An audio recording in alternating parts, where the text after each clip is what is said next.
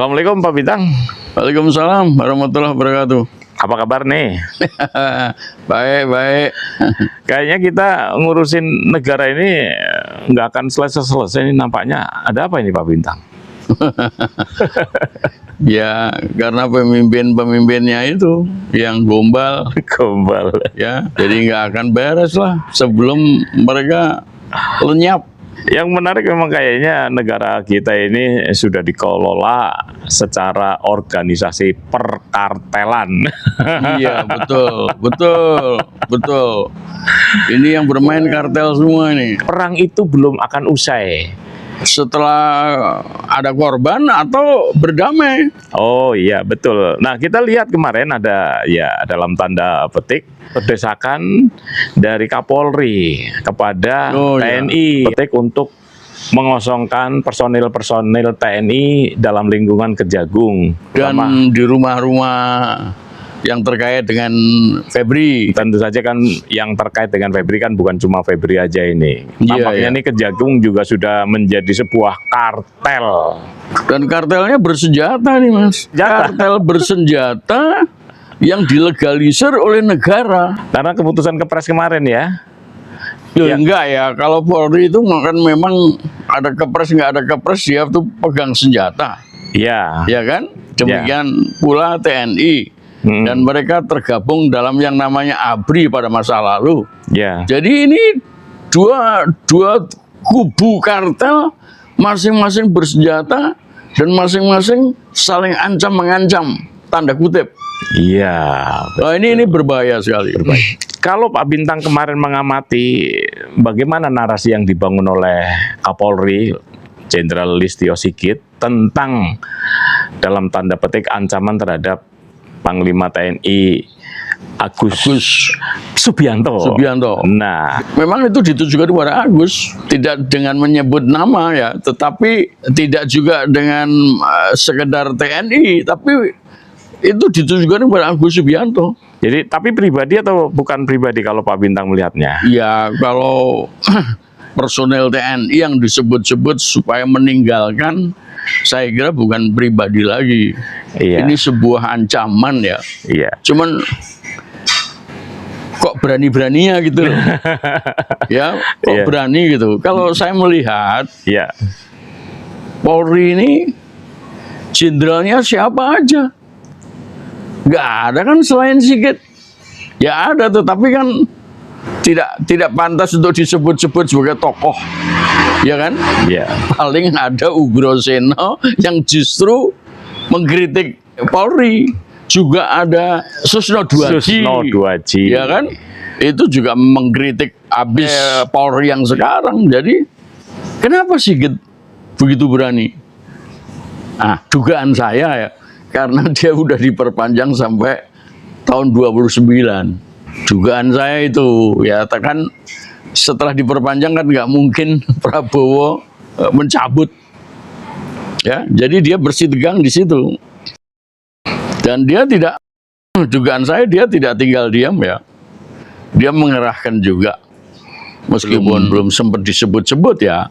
Tetapi kalau kita berpikir ke belakang, ada kilometer 50 ya, betul. Ada Sambo, ya kan? Yeah. Nah, ini kan sebetulnya Polri ini sudah mengandung semacam cacat, ya. Jadi saya terus terang surprise juga, loh, kok Sigit begitu ya? Nah, lalu teringat saya dengan apa yang pernah disampaikan oleh Gatot Nurmantio ketika masih menjadi Panglima dan ada desas-desus tentang munculnya kekuatan ekstra di lingkungan Brimob, ketika muncul isu 50.000 senjata atau bahkan konon 150.000 masuk untuk Brimob.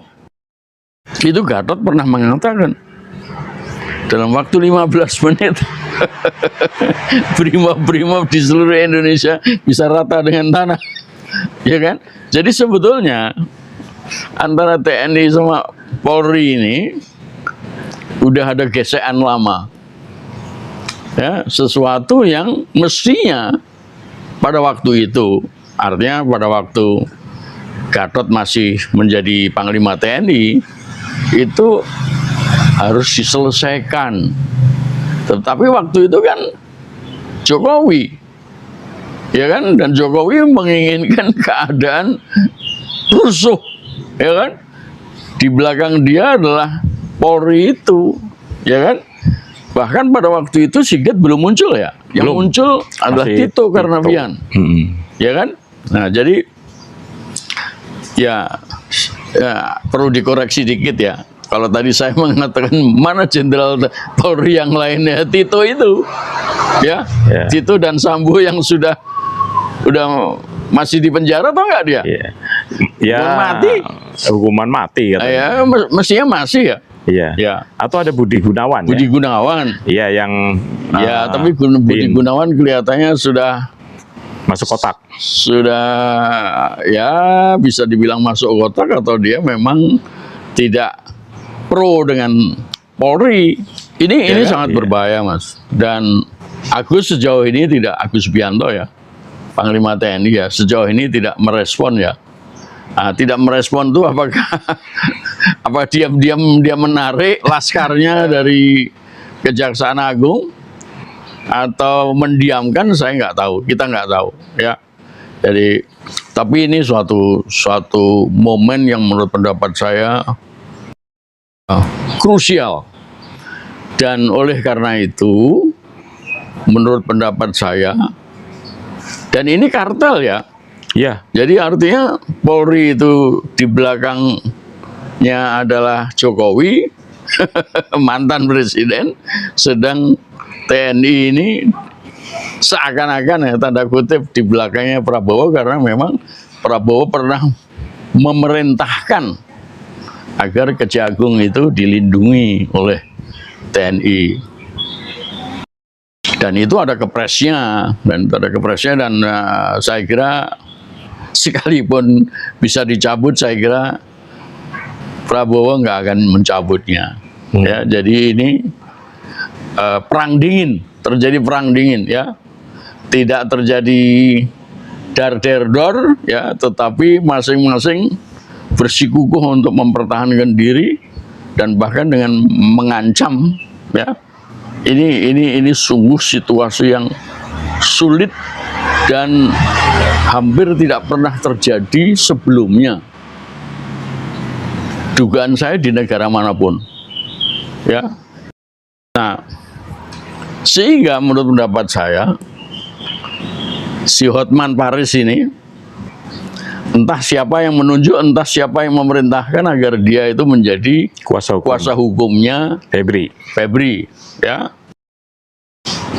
Ya, pokoknya dia jadi kuasa hukumnya.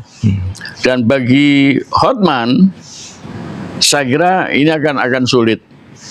Karena yang dia hadapi ini biasanya person to person. Ya, seorang pesakitan, tersangka, lalu dibela sama dia, ya. Ini enggak, ini kartel nih. Artinya apa? Di belakangnya Febri ini juga banyak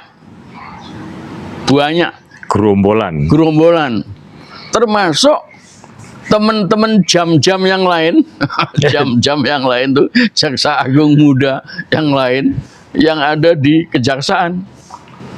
Dan jam-jam ini sewaktu-waktu bisa menggantikan dia menjadi Jampitsus.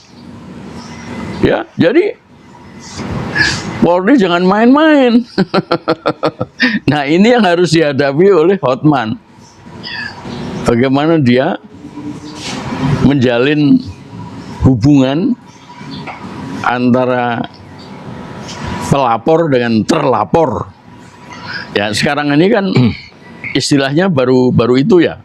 Iya. Sebab apa? Febri ini sebetulnya kan belum pernah diperiksa. Iya, belum pernah disidik. Iya, tapi sudah ditersangkakan. Nah, dibikin tersangka. lalu dicabut. Lalu dicabut ya. Belum tersangka tapi sudah diserahkan kepada kejaksaan. Kejaksaan. Ya ini gimana ini? Kalau setelah jadi tersangka kemudian diserahkan untuk diproses P21 oleh kejaksaan, oke aja gitu ya. Apalagi jaksa ditangkap diserahkan kepada jaksa. Nah, ini sendiri sudah satu hal yang pelik ya. Bukannya aneh karena ini memang terjadi, setiap orang bisa saja jadi tersangka ya. Tapi ini pelik. Lalu karena belum pernah diperiksa, jadi dicabut, lalu dikembalikan lagi menjadi tersangka. Ya. Nah ini ini juga sesuatu hal yang akan diperiksa oleh si Hotman ya. karena dia ya tugasnya dia mendampingi ya. Mendampingi, dan dia pengen tahu sebetulnya apa sih yang disangkakan, apa sih sebetulnya yang terjadi gitu, ya kan? Tapi setelah dia tahu ya dari pengakuan Febri ya tentang segala sesuatu, dia akan menjadi tahu bahwa di belakang Febri itu rangkaian apa koruptor, ya kan? Iya kan? Kartel korupsi. Ya anggota kartel lah. Sebelumnya kan sudah diperiksa 12 tempat ya. Digeledah ya? Ya 12 tempat. Ya 12 tempat itu kan 12-nya orang-orangnya si Febri kan. Itu saja baru 12 ya. Dugaan saya akan banyak sekali karena dia menangani korupsi yang luar biasa. Dia ini sedang bertugas, dia adalah seorang jaksa yang sedang memeriksa banyak kasus korupsi yang kebetulan di belakang koruptor itu adalah polisi-polisi. Nah, itu yang mengakibatkan si polisi ini kemudian teriak toh. Oh sialan lu. Kira-kira kan begitu.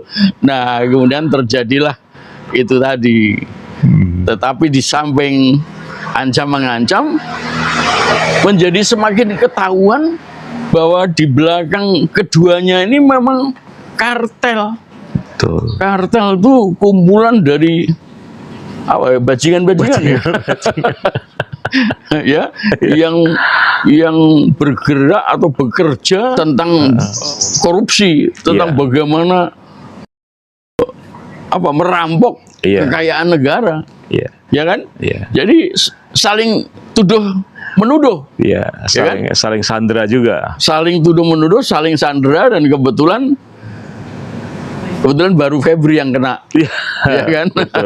Nah ini menurut pendapat saya polisi ini juga salah langkah dia. Mestinya pelan-pelan. Mestinya jangan Febri dulu, ya kan? Pitsus lagi, pitsus lagi. Jadi ini luar biasa, dan ini bakal menyulitkan Kapolri.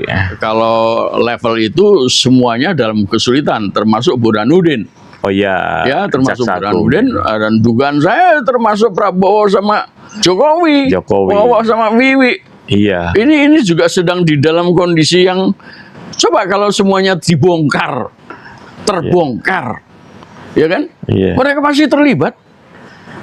Orang pimpinan di kartel. Mereka ini kan so-called ya, tanda kutip, pimpinan kartel. Nah ini gila, ini di dunia ada yang seperti itu. Di Meksiko sama Kolombia saja itu presiden-presidennya menghancurkan kartel-kartel itu. Ini malah dipimpin oleh presiden kartel. Gila ya, memang Indonesia gila nih.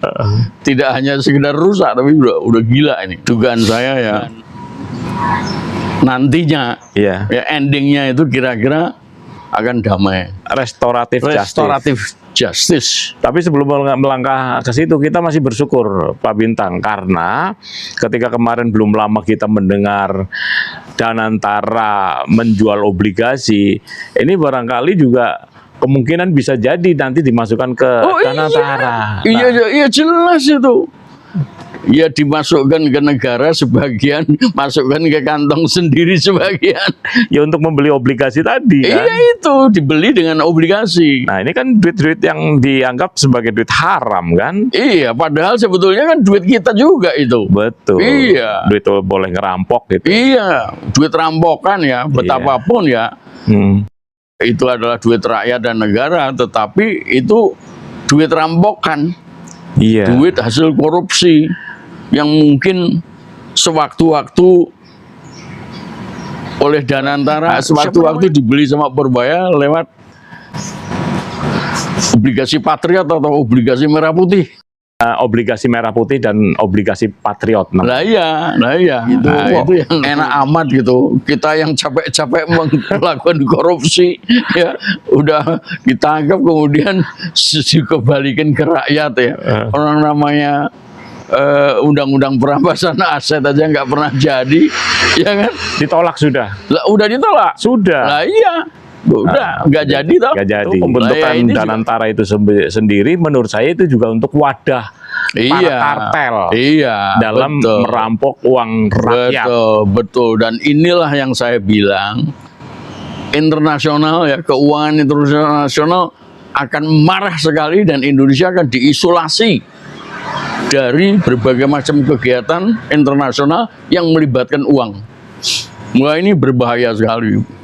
Jadi pasal yang disusupkan di dalam undang-undang apa namanya ya, yang merujuk pada melindungi mereka yang membeli obligasi sekalipun itu asal uangnya dari pencucian uang dan lain-lain yang kotor-kotor ya. Oh iya, yang dituduhkan kepada Febri kan juga pencucian uang. Nah, betul kan? Betul. Nah, ya, jadi cuman beda mekanismenya. Mungkin Febri itu melalui money changer kemarin, terus kemudian ada kafe, terus ada sekitar 11 perusahaan kabarnya. Nah, si Febri ini belum menyemplungkan ke Danantara untuk membeli obligasi Danantara. Mungkin kalau dimasukkan itu lebih. Saya kira oleh kedua kartel, maka saya mengatakan kartel itu sebetulnya sedang main drama, ya. Antara Wiwi dan Wowo itu masih berpegang teguh bahwa mereka bersahabat, mereka saling melindungi. Ya, Wowo melindungi Wiwi karena Wowo pernah dipromot untuk menjadi presiden, ya sampai sekarang. Ya, jadi ini drama aja. Ini drama aja. Nah, kaitannya dengan nanti misalkan. Ya karena gobloknya si Sigit. Sigit yang nggak ngerti.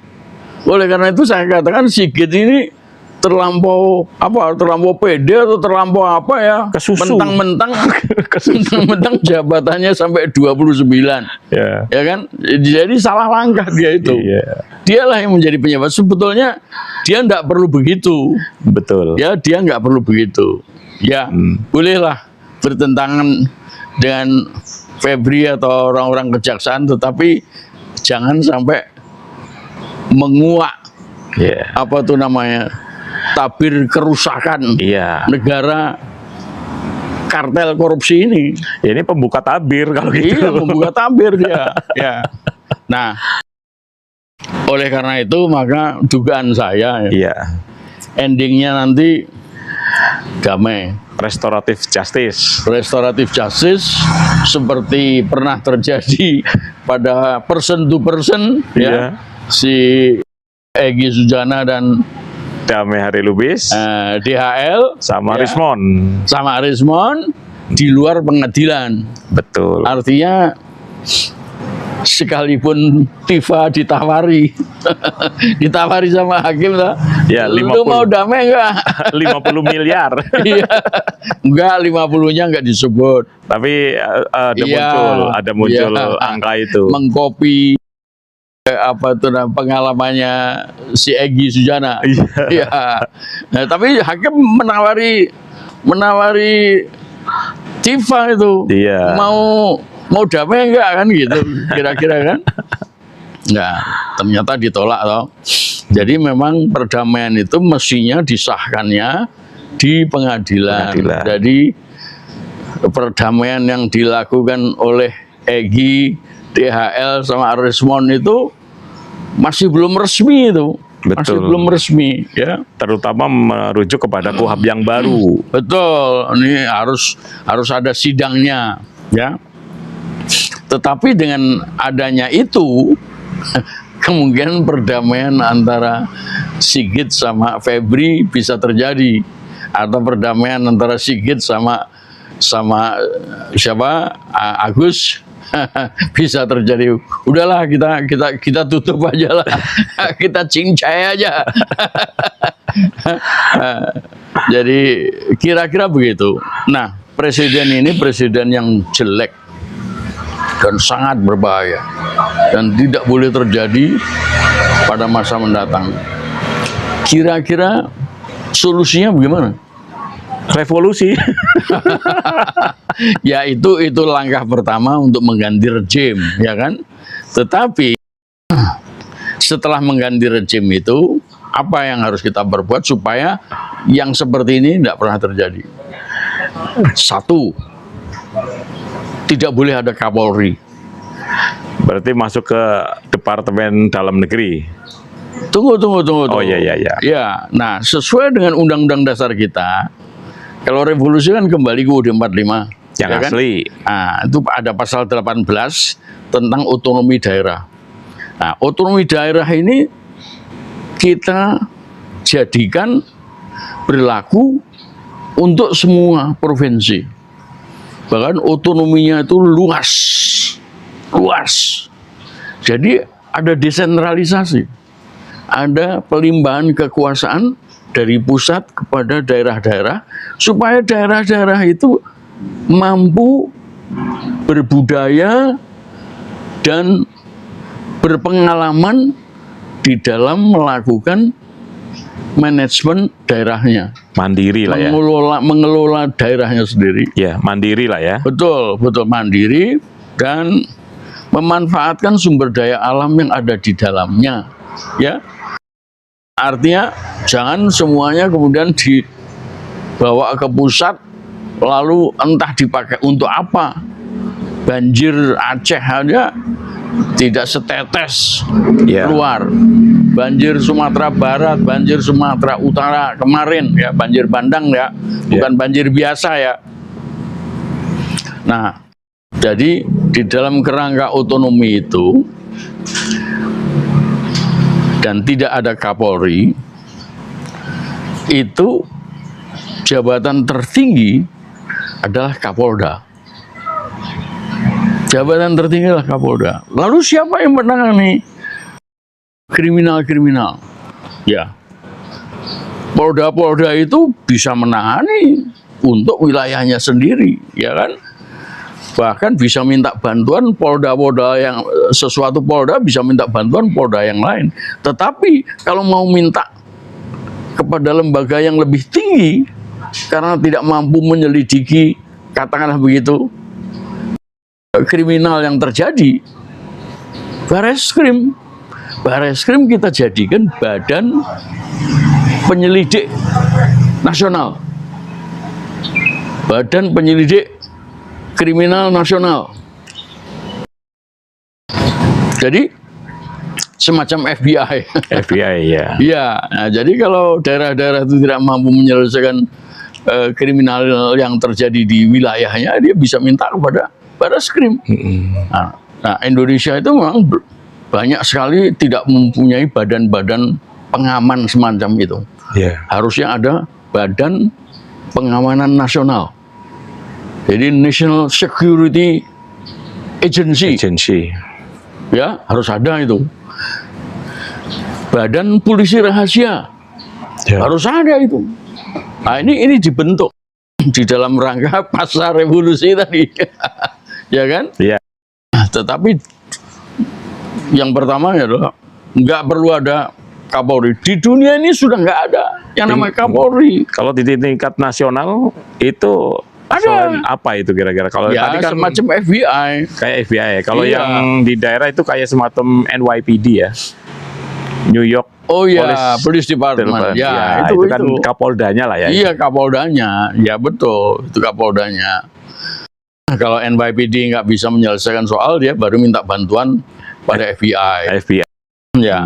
Nah, yang menarik, emasnya Febri dikira palsu, sehingga minta tolong kepada FBI. Ini kan goblok nih. Iya kan? Iya.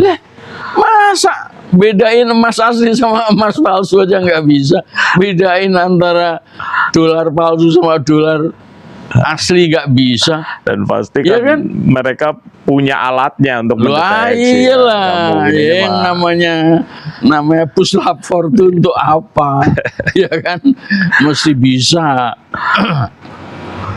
Dan kalau memang sudah jelas palsu, barulah memberitahu kepada FBI, ini duitmu masuk ke yang palsu masuk ke Indonesia, kan gitu aja. Iya. Ya, bukannya sekarang belum diselidiki udah mau minta bantuan FBI. Ini sinting. Buat bancaan soalnya nanti. Bancaan. Nah, jadi begitu Mas. Ini yang menjadi problem kita ini ya. Iya. Yang menjadi sumber kerusakan ini ternyata Kapolri. Udah begitu, Prabowo memuji-muji Kapolri bersih. Bersih, dan kemudian diperpanjang sampai jabatannya sampai 2029. Nah, jadi ini kejebak dia. Kejebak ya. Nggak tahu siapa yang bisiki dia ya. Iya. Ya mungkin itu tadi, mungkin karena dia memang tidak pantas untuk menjadi pemimpin nomor satu, ya dilalah seperti itu. Ya. Tidak pantas kalau Prabowo. Tapi ada satu lagi yang membuat saya resah ya. Meskipun mungkin dalam kenyataannya tidak persis seperti yang saya duga. Ini si Hasyim ini gila nih. Ya, dia udah gila beberapa kali lah soal MBG ya. Ya itu dialah yang selalu mengatakan tahun ini 200 triliun. Tahun berikutnya 200 triliun, ya kan? Memang kemudian ternyata tercatat sudah mencapai 350-an ya. 335. 335. Ya. Ini bukan pure dari Kementerian Keuangan ataupun dari Prabowo. Ini dari desakan dari Hasyim. Terus kemudian dia mengatakan MBG sampai kiamat. Iya kan? Iya. Ini bajingan lagi. Nah, lalu ada sekarang ini yang saya sangat khawatirkan. Dan ini bisa memecah belah kehidupan bangsa. Dia membuat gerakan Kristen Indonesia. Ya, tujuannya untuk apa kita nggak tahu persis. Ya, tapi ini berbahaya. Lebih-lebih kemudian dia katakan, pokoknya akan bergerak. Awalnya itu di Jawa Barat bersama-sama dengan KDM. Oh, Deddy Mulyadi. Ya. Siapa namanya? Deddy Mulyadi. Kang Deddy Mulyadi. Ya, tapi biasa dipanggil Deddy Mulyadi atau Demul. Ya. Dan kita tahu bahwa KDM itu adalah Sunda Wiwitan ya. Meskipun KTP-nya Islam ya. Tapi dia melakukan ritual seperti itu. Dan memang dibolehkan Undang-Undang Dasar 45 pasal 29 itu ayat 2 ya, karena termasuk kepercayaan. Ya. Termasuk kepercayaan. Jadi dibolehkan. Tetapi ini bagi Jawa Barat ini aneh. Ya kan? Ya. Jawa Barat ini kan yang namanya pesantren itu kan terbanyak. Iya. Ya kan? Mayoritas Muslim, hampir 95. Bahkan yang namanya Cianjur aja pernah disebut sebagai kota Islam ya. Kota santri Tasik. Ya, gerakannya si Hasyim ini menurut pendapat saya berbahaya. Saya menjadi ingat bahwa ketika Gerindra dibikin dulu, itu keuangannya kan dari Hasyim terutama ya. Ya, dan Hasyim membuat sayap Kristen dan sayap Cina. Oh iya ya. Dia membuat sayap Kristen dan sayap Cina. Ya, saya masih ingat sekali itu. Dan saya tulis dalam buku saya, pernyataan-pernyataan seperti itu membuat resah. Seharusnya ya hidup berdampingan lah ya. Ya. Hidup berdampingan dengan ya kamu menjalankan agamamu, aku menjalankan agamaku, kan selesai. Ya. Ya kan? Nah, ini pernyataan gerakan ini membuat resah, dan saya di dalam buku saya itu saya tulis bersamaan dengan munculnya Kristen karismatik. Oh iya. Kristen karismatik itu datangnya dari mana? Saya tulis di dalam buku saya, ya, ganti rejim, ganti sistem. Muncul pertama kali itu dari Israel. Terus kemudian menyebar ke Eropa, menyebar ke Amerika, masuk ke Indonesia lewat mana? Lewat Timur Timur. Dan itu tokoh-tokohnya saya sebut pada waktu itu ya. Nah, ini apakah ini kemudian menjadi pendukung kartel, salah satu kartel yang ada itu, Wiwi Wowo ya. Ya kalau Wiwi Wowo kemungkinan ya dia mendukung kartelnya Wowo ya. Iya. Nah, ini kan menjadi semakin ribut, semakin kacau. Iya. Ya kan? Oleh karena itu kita ya semua harus waspada lah, bahwa tidak hanya sekedar BOP ya, di mana Wowo menjadikan Indonesia salah satu anggotanya, ya kan, board office maksud saya ya, yang tentu saja tujuannya adalah mendukung keberadaan Israel. Pada saat kita tidak mengakui karena nyolong wilayahnya Palestina. Lalu bahwa muncul pikiran-pikiran agen-agen Mossad masuk ke Indonesia, itu juga sudah terjadi, ya kan?